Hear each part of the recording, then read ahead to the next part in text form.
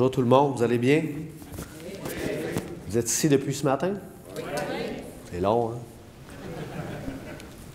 Écoutez, vous pouvez avoir l'impression que je parle du nez. C'est vrai, je suis pogné un petit rhume. J'ai pas la cloison nasale croche comme la plupart des boxeurs, mais elle est perturbée, disons. Alors, écoutez, je suis très content d'être avec vous ici aujourd'hui. Principalement, comme on m'a présenté, mon nom est Stéphane Larouche. Qu'est-ce que je fais dans la vie? Je fais de la boxe. La boxe, elle est, je pense, c'est populaire dernièrement dans les derniers jours, hein, vous avez entendu parler. Pas pour le mieux, je vous dirais, mais je suis convaincu qu'à travers ça, vous avez un paquet de questions, vous posez 1 million de questions sur ce qui s'est passé.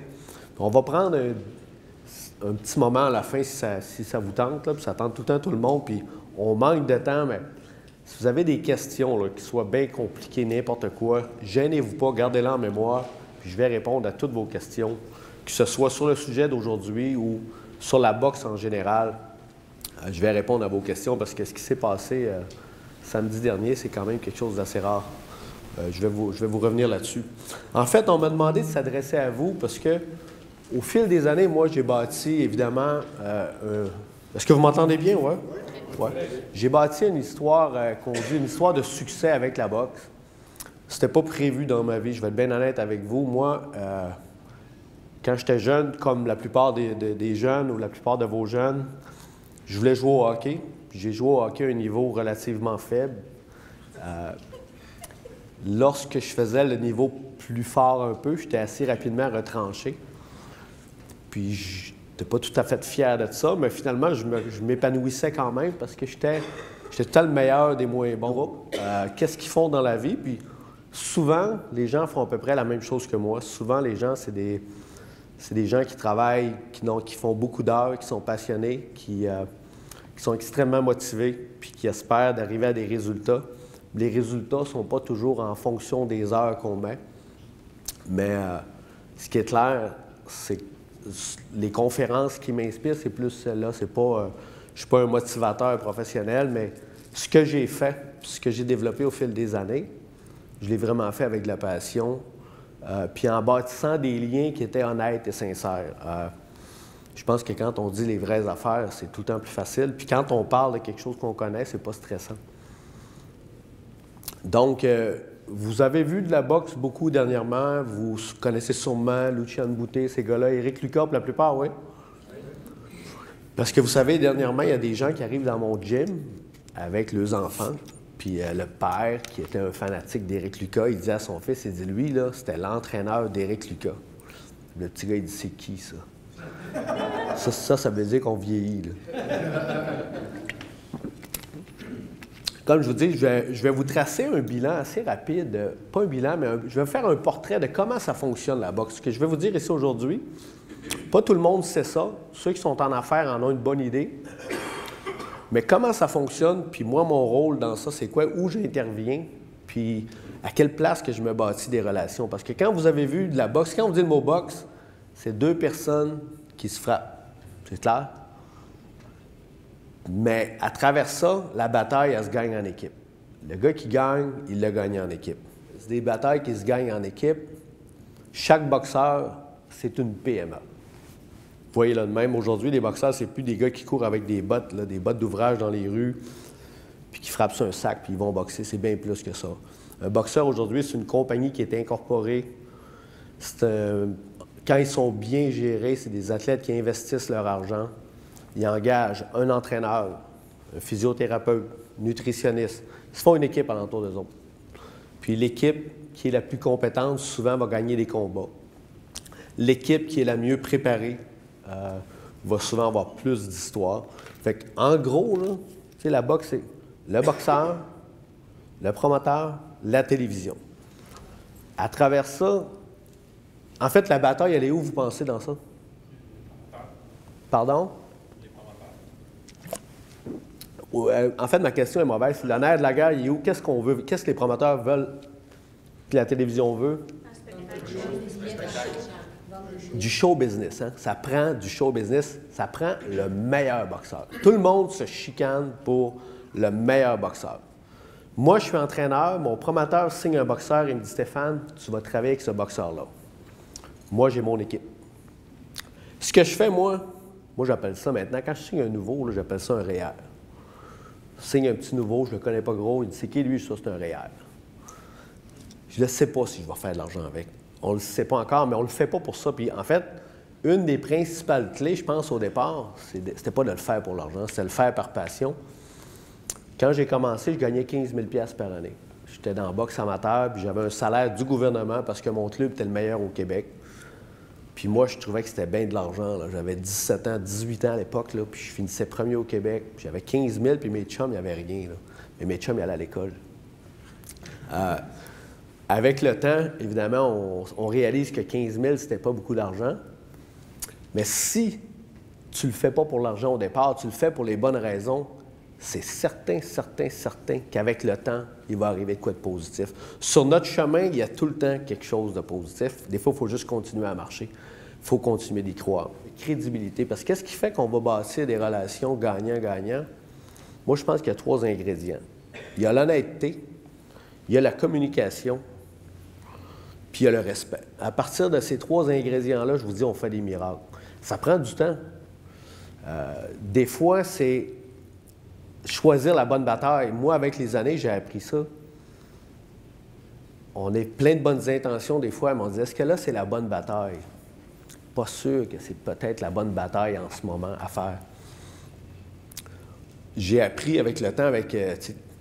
nous autres, à la boxe, là, tu payes tes comptes assez vite. Là. Si tu n'as pas la sagesse d'apprendre, tu vas l'apprendre avec la souffrance. Fait que moi, avec les années, j'ai développé une certaine expérience. Quand je dis à mes athlètes, on va prendre ce combat-là au lieu de prendre ce combat-là, ça devient de la sagesse, puis choisir la bonne bataille. Qu'est-ce qui fait qu'on choisit la bonne bataille? Bien, c'est les objectifs qu'on s'est fixés. Quel objectif qu'on va se fixer? Que moi, je me fixe en tant qu'entraîneur. J'ai dit tantôt, moi, j'ai des REER, j'ai des jeunes boxeurs. Qu'est-ce que je fais avec mon boxeur? C'est quoi mon boxeur, vous pensez? C'est une maison. Moi, quand je pars un nouveau boxeur, là, je pars une maison avec des fondations. Plus mes fondations sont solides, plus ma maison va être grosse. Puis plus qu'elle va être grosse, plus que j'ai des chances de la vendre cher, de faire beaucoup d'argent avec. Parce que vous savez, on fait un peu, quand je disais qu'on fait un peu le même métier, moi, quand je signe un boxeur, je sais à peu près combien d'argent je vais mettre dessus. Je sais à peu près combien de temps je vais mettre dessus. Ce que je ne sais pas, c'est combien il va me rapporter. Ça, je ne le sais pas encore. Si vous regardez, je donne un exemple. Là, vous avez vu que Lucian Boutet était avec Freddie Roach, l'entraîneur, le meilleur entraîneur au monde, selon moi. Là. Lui, est comme moi, on s'est rencontrés il y a longtemps, puis c'est un passionné, puis lui, il a ramassé des boxeurs extrêmement payés. Il a ramassé Pacquiao. Pacquiao, il boxe pour en moyenne 20 millions par combat. Fait que, tu sais, quand moi je parle de REER, mais j'en ai pas encore. J'ai eu des REER, papa. Et Lucian Boutet, je vous avoue que ça a été une belle construction. Puis je vais vous en parler. Tu sais, quand on parle de bâtir de la confiance, un lien de confiance, là, c'est pas facile à construire. Ça prend du temps à construire, mais à un moment donné, il y a un élément déclencheur qui fait que la relation, elle est tellement bonne, elle est tellement forte, elle est tellement solide, là, qu'il n'y a rien qui va détruire ça. Il y a pas, la politique ne va pas détruire ça. La critique ne va pas le détruire. Les journalistes ne vont pas le détruire. L'échec ne va pas le détruire parce qu'à travers ça, il faut apprendre à vivre dans l'échec. Je vais vous parler des fois des petits côtés moins intéressants. C'est qu'est-ce qui fait des fois qu'on va binder? C'est une affaire bien, bien spéciale à un moment donné qu'on n'a pas nécessairement prévu, mais qui se produit parce qu'on travaille fort, parce qu'on y met des heures. Vous vous souvenez quand Éric Lucas est devenu champion du monde? En 2001, le 10 juillet 2001. Il se battait contre Glenn Catley, puis Catley avait battu Éric Lucas par knockout au 11e round 2 ans avant. Fait que moi, il faut que je prépare Éric Lucas à se battre contre un gars qui nous a battus par KO. C'est ma job. Avec mon équipe. Puis Éric Lucas, je vous le dis, je vous le cache pas, il a la tête dure. Il a vraiment la tête dure. Quand il croit en quelque chose, là, il est bien dur à faire dérailler. Il a ses habitudes, il n'y a rien qui dérange, il est de mauvaise humeur le matin, mais en même temps, il est tellement authentique et sincère que c'était le fun de travailler pour lui. Puis quand je vous dis, ne pas compter ses heures, c'est ça. On est en camp d'entraînement, puis Eric s'entraîne avec les partenaires d'entraînement. On engage des gars d'un peu partout qui viennent pour sparer avec lui. Ça va bien, mais en même temps, je me dis, je suis pas sûr. Le gars avec qui on se bat, il est meilleur que tous ces gars-là. Je suis pas certain. Puis le soir, là, dans ce temps-là, c'était des VHS qui existaient, là, les DVD, là, puis les cassettes. Puis on pouvait faire accélérer les cassettes pour voir les habitudes. Les habitudes des gens, on peut voir ça dans les talk shows aussi. Comme moi, je dois tout le temps faire ça. Je fais une affaire qu'on fait tout le temps. Fait que je regarde le combat de Catley. Puis à un moment donné, là, je me rends compte que, ça c'est bien technique, mais Catley, sans le savoir, avec 15 ans de boxe, il faisait toujours ça. Puis là, je me mets à regarder ça. Je dis, bon, qu'est-ce que je peux faire avec ce mouvement-là? C'est niaiseux, vous allez dire, comme mouvement, hein? Mais ça l'a fait d'Éric Lucas et moi, là, une équipe à la vie, à la mort. J'ai dit, Éric, check ça, check sa main, là. Si tu frappes, c'est con, mais tu vas frapper pendant qu'il est main haute. Éric, il est lent. C'était pas un boxeur super vite. Fait que par le temps que tu vas frapper avec sa main haute, par le temps que ta main va arriver, tu vas le frapper sur le menton quand elle va être basse. Éric, il dit, Steph, ça n'a pas de bon sens. Voyons, c'est une stratégie la plus niaiseuse que j'ai jamais entendue de ma vie. Il dit, Éric, je te le dis, puis tu ne la donneras pas en ligne droite en plus, tu vas la donner sur le côté. Tu vas la donner comme ça, sur le bord de main. Il dit, voyons donc, c'est comme il téléphonait avant de le frapper, là. J'ai dit, Éric, je te le dis, fait qu'on a un partenaire de New York qui est avec nous. Puis je dis, Éric, essaye-le avec lui. Puis je demande au partenaire de faire ça de même. Mais je dis pas au partenaire qu'est-ce que j'ai demandé à Éric. Fait qu'à l'entraînement, Éric, il envoie le gars au plancher. Fait que là, il dit, Larouche, je t'ai organisé ça, là. Tu l'as organisé, tu as demandé de baisser sa main. J'ai dit, Éric, je te le jure que non. Fait qu'on a répété ça. Puis savez-vous qu'est-ce qu'on a fait aussi?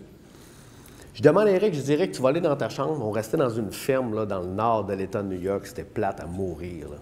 C'était vraiment plate, il n'y avait rien à faire là, mais en même temps, on avait un job à faire, c'était s'entraîner. On avait une maison, 4 chambres dans la maison avec un ring de boxe dans le salon. C'était là qu'on vivait. Puis on courait dans un champ à côté.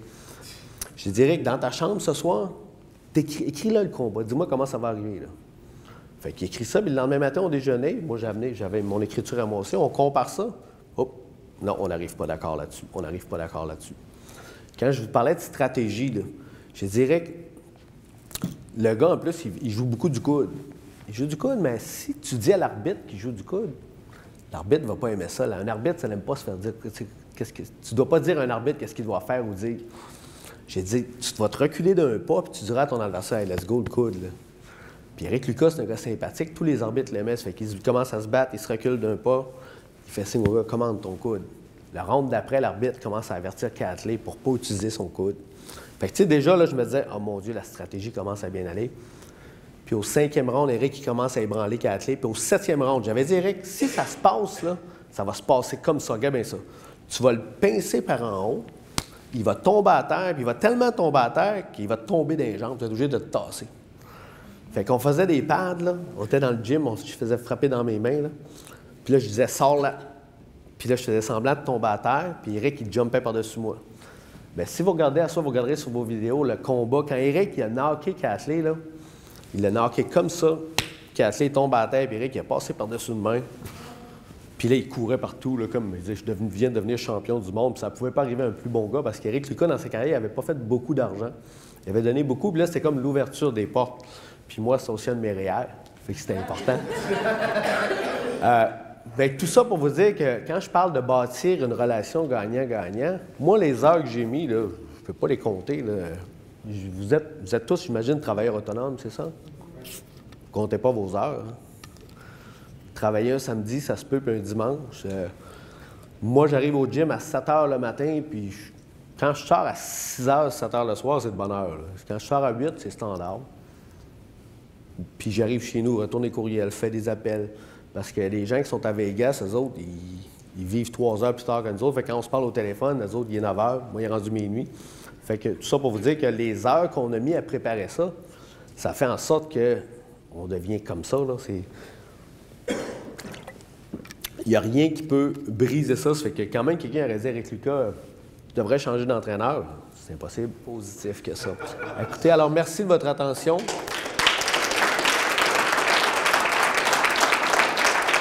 Photo? Ben oui. Un gros merci. Hey, c'était vraiment, on ne peut pas, je pense, tomber mieux. Toutes les analogies possibles avec notre industrie, puis ce qu'on fait, puis ce que vous faites était là. Un gros merci. On fait la même affaire. On fait exactement la même chose. C'est juste qu'avec les coûts, il y en a qui en mangent aussi. Toi, t'es gars, la CSST. Pardon? Non, ben tu ris, mais Éric Lucas, il avait commencé ce qu'on appelle un syndicat. Syndicat des boxeurs. Là, quand Éric il parlait, il disait, les gars, je pense qu'il en demande trop. Là, le gars, Steph, on les fait pas, ces sprints-là de plus, on trouve qu'on en a assez fait. Fait que là, j'argumentais avec eux autres. Éric a fait ça pendant un bout. Là, c'est le temps que tu t'en ailles. Puis là c'était le fun, c'est qu'Éric perd son combat suivant. J'ai dit, puis le syndicat, hein, vous suivez encore le leader, là, le gars qui ne veut plus en faire autant qu'avant, là? Et là, ça débarquait, le syndicat, il tombait tout de suite. Puis juste pour, je vais terminer là-dessus, c'est une anecdote d'Éric Lucas, vous savez comment il était, là. Le camp d'entraînement où il a gagné son championnat du monde, la nutritionniste, elle a son chien avec elle. Puis on a André Koulécha, préparateur physique. Puis André Koulécha, c'est un Polonais rough, là. Tu sais, lui, c'est tout le temps, il ne voit pas des détails, il voit juste la vie est rough, là. Tu sais, une nappe blanche, il ne remarquera pas. Il va dire, c'est une nappe. Fait qu'on sort pour aller sprinter le matin, au mois d'octobre, il y a une rosée dehors, là, un peu de petite neige sur le gazon. Ça ne nous tente pas pantoute, là. Tu sais, il y a de l'humidité dans le camp, ça sent le tapis humide. C'est pas le fun, mais il faut le faire. Fait qu'on sort à l'extérieur, la porte à ouvre, Éric sort. Moi, je sors, le Polonais, il sort, puis le chien, il sort. Puis le chien, il se met à hurler comme un fou, il crie au meurtre. Fait que André Koulécha dit, mais qu'est-ce qu'il a, ce chien? J'ai dit, André, Chris, il a la queue pris dans la porte. Éric Lucas, il dit, ce petit chien, il peut pas souffrir en silence comme tout le monde. Ça, c'était Éric Lucas, là. Ben, merci beaucoup. Bienvenue.